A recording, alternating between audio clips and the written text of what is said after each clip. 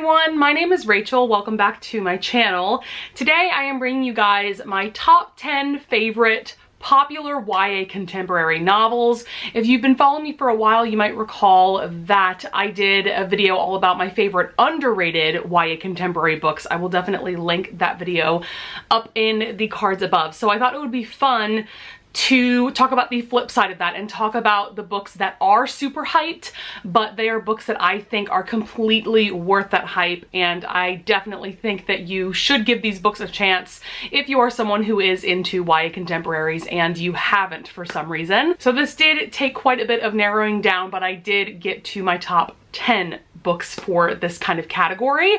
So without further ado, let's just get into it. The first book that I want to discuss is The Duff by Cody Keplinger. So this is the one book on this list that some people might view as problematic, and I can totally understand why. I mean, the title is literally The Designated Ugly Fat Friend, and that might be a little yikes. So for those of you guys that don't know, this is about Bianca. She has two best friends, and there's this guy, Wesley, who is kind of an asshole. He kind of bullies her, and he tells Bianca that she is the designated ugly fat friend of her friend group, and the plot goes on from there. I related to Bianca so much in this book. I feel like a lot of us can relate to the feeling, especially when you were in middle school and high school, of feeling like you were the ugly friend of your friend group. Now, as I've gotten older, of course, I don't care about that anymore, but when I was in high school, that was a pretty big deal to me, so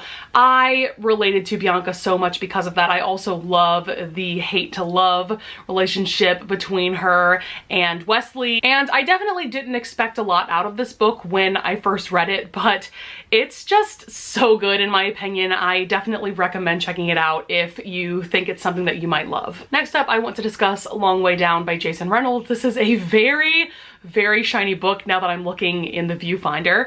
But as you can tell, this book has won quite a few awards. Let's see here, we've got the Newbery Book Award, we have the Prince Award for Excellence in Young Adult Literature, we have the Coretta Scott King Award, and we also have the Walter Dean Myers Award for Outstanding Children's Literature. So this is a book that is written in verse, and we follow Will, who is a teenager. His older brother Sean was shot dead by someone from a rival gang, and so now Will is determined to take his own gun and kill the person that he believes killed his older brother Sean. So he goes in the elevator of his apartment building. He lives on the top floor, which is the 7th floor. And during this elevator trip, the elevator ends up stopping on every floor, and the ghost of a person in his life who was murdered because of gun violence steps into the elevator and talks to Will. And what's crazy about this book is that it only takes place over the span of 60 seconds a minute. That is no time at all, but somehow Jason Reynolds writes that whole situation in a very believable way. This is a very powerful read. Obviously, it tackles issues such as gun violence, gang violence, things like that. But Jason Reynolds is an incredible writer. Also, he tends to narrate the audiobooks for his books, which I think is awesome because he is just a really great narrator. But yes, I of course cannot recommend this highly enough, especially if you're someone who thinks that they don't like books written in verse. I definitely think you should give it a chance, and this book is the perfect one to start with in my opinion. Next book I want to discuss is another book that is written in verse that I adore with my whole heart, and this author has also become probably my top favorite YA author, and that is The Poet X by Elizabeth Acevedo. So this book has also won quite a few awards. We have the National Book Award for YA Literature, the Prince Award for Excellence in Young Adult Literature. We also have the Pura Belpré Award. And so, yes, like I said, this is also written in verse. We are following our main character, Xiomara. She lives in Harlem, and she is a teenager going through very typical teenager things, but she's also dealing with her mother, who is a very devout Catholic, and Xiomara isn't sure if Catholicism is for her. There is a lot of that kind of discovery going on in this book. She also discovers slam poetry, and that she's actually really good at it. First of all, Elizabeth Acevedo does narrate the audiobooks for her books as well, and she is just a spectacular narrator. Her reading her own books, it's just an incredible experience. And I loved the parts of this book that included Xiomara's slam poetry, because Elizabeth Acevedo puts the perfect rhythm to it and it just works so incredibly well. So this is another book that if you think books written in verse aren't for you, I highly recommend checking this out for yourself. I wholeheartedly plan on rereading this very soon because I read it once in 2018 and I was just listening to the audiobook, and I would love to tab and annotate my physical copy now that I have it. Next up, we have Geekerella by Ashley Poston. This is book 1 in her Once Upon a Con series. For those of you guys that don't know, this is a series of 3 books and they are all fairy tale retellings, but they are centered around this Comic-Con-like convention called ExcelsiCon. And so in this universe, there is this fandom, this universe called Starfield, which is pretty similar to Star Trek, I would say.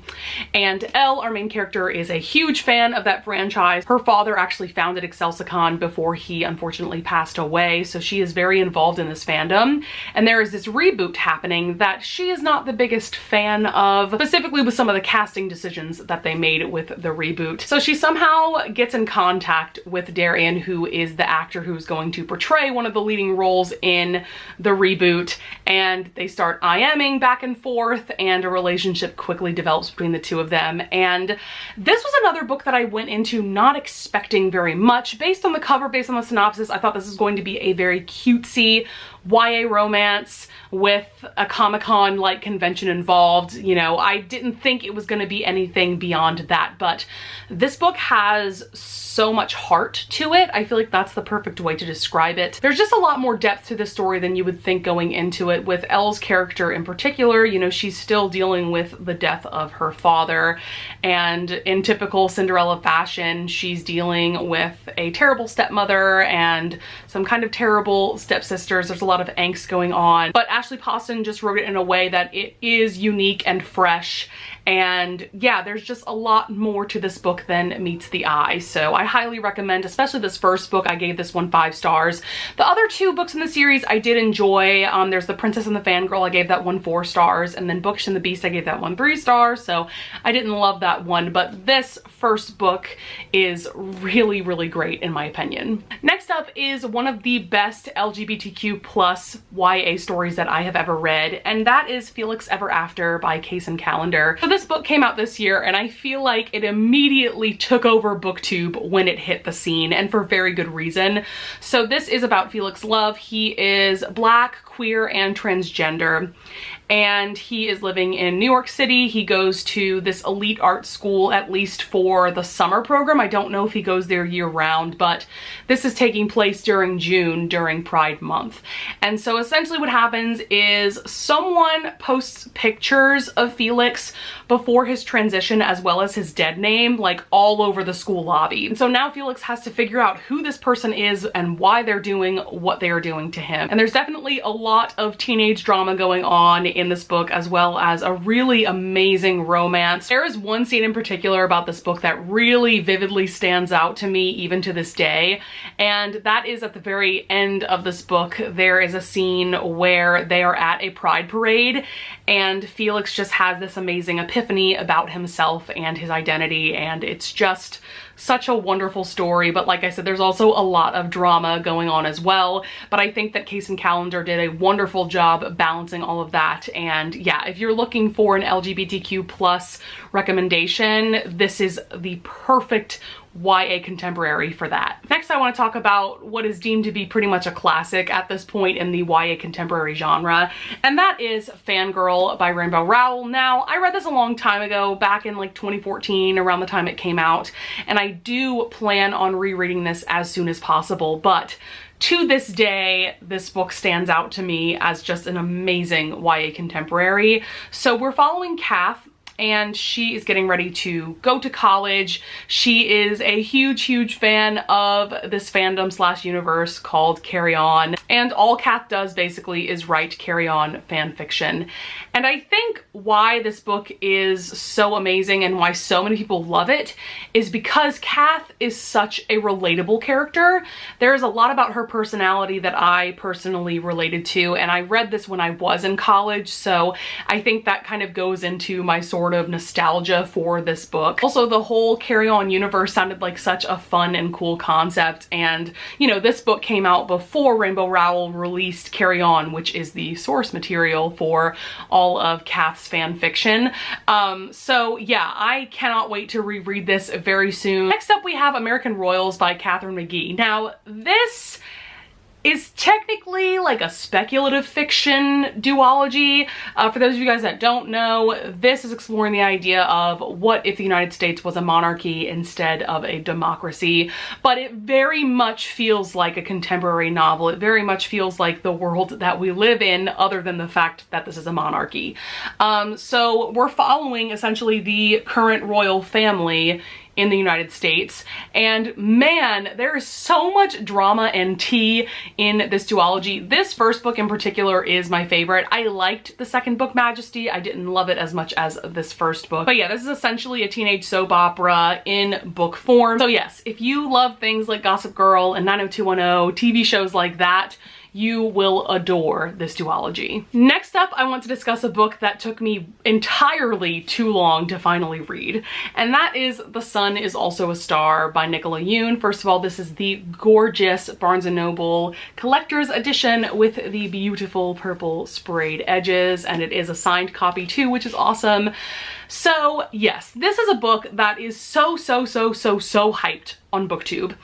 And I think a lot of us can kind of relate to this feeling of when something is really extremely hyped, you kind of don't want to read it because there's no way that the book is that good. And I do think subconsciously that's why I put off reading this book for so long. But if you have also been sleeping on this book, you need to read this as soon as possible. This is a spectacular YA romance. So those of you guys that may not know, this is a book that only takes place in the span of 24 hours. So Natasha's family is facing deportation like that day. They have to leave the United States within the next day or so. So we start the book at the very beginning of Natasha's last day in America, and she pretty quickly crosses paths with Daniel, who was our other main character, and it's essentially all about how they kind of fall in love in one day.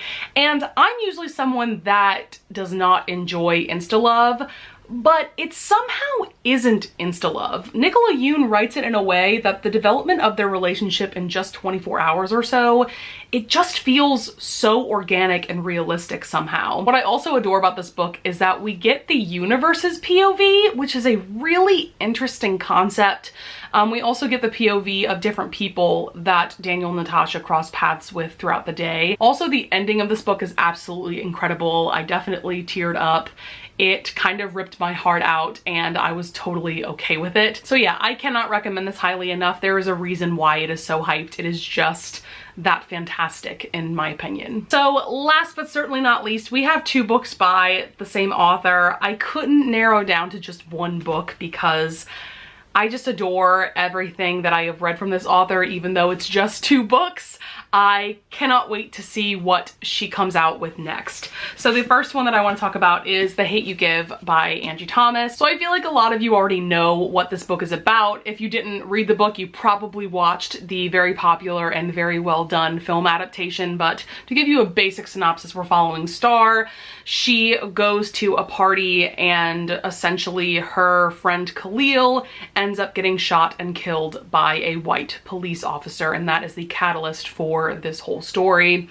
What I really adore about this book is the exploration of Star's relationships with all of these different people in her life, not only her immediate family, but her friends, her cousins that live in the same neighborhood as her, as well as her relationships with the white people that she goes to school with. Because she goes to this elite private school, she has a white boyfriend. That's a very interesting relationship to explore. She also has some toxic friends there. And of course, this book tackles some very important and very heavy issues. I could go on and on and on about this book, but I'm sure most of you have read this at this point, but if you haven't, what are you doing? And then the other book by Angie Thomas that I had to mention in this video is on the come up. This is her sophomore novel. She's actually coming out with Concrete Rose in January, which is going to be a prequel to The Hate U Give. And that actually follows Star's father when he was a teenager. But going back to On the Come Up, so this is kind of a companion novel because it does take place in the same neighborhood as The Hate U Give, and I think Star is mentioned in passing in this book, but we are following Bree, and she really wants to be a rapper. She's 16 years old. What's interesting about her character is that she's also the daughter of this underground hip-hop legend who unfortunately passed away before he could make it big. So there is kind of a lot of pressure on her, especially from the other people in their neighborhood where they're from, and she's also dealing with a lot at school. So Bree goes to a public school, I believe. It's either a public school or like an elite private school, similar to the kind of school that Star was going to. And so Bree and her other black friends have been dealing with a lot of issues with the school police officers. And so one of the issues that this book covers that I really loved was the villainization of not just black girls, but black kids in general in schools by the resource officers. You know, resource officers weren't really a thing until after really big school shootings like Columbine. And so now we're kind of dealing with the fallout of that. And I loved that that issue was brought up in this book. There's also a lot of other heavy issues brought up as well, similar to The Hate U Give. And it's just absolutely phenomenal. I think it's almost just as good as The Hate U Give. Angie Thomas is just a phenomenal writer. I will read whatever she writes, and I cannot wait for Concrete Rose to come out in January. Alright guys, that's going to be it for this video. I would love it if you would leave a comment down below if you want to discuss any of the books that I brought up in this video, or if you want to tell me about your favorite popular YA novels. I would also love it if you would leave a like and subscribe, and I thank you in advance if you do. And with that being said, I'll see you guys in the next video. Bye!